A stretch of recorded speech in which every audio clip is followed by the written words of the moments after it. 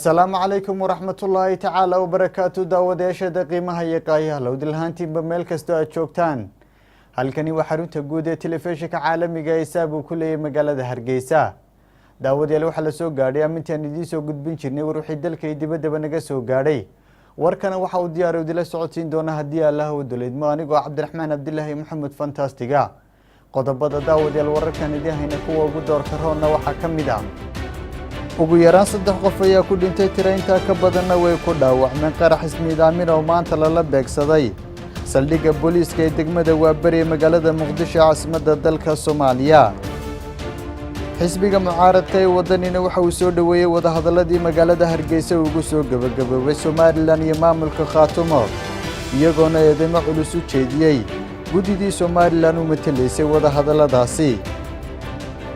dagaal khasaare iyo dhimasho sababa ay ciidamada dawladda federaalka ee Soomaaliya waxa uu ku dhaxmaray degmada Warshiiq oo ka tirsan gobolka Shabeellaha Dhexe ee dalka Soomaaliya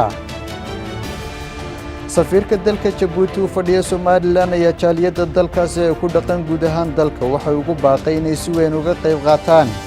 sanad guurada afartanaad ee ka soo wareegtay markii dalka Djibouti xornimadiisa uu ka qaatay gumeystii Faransiiska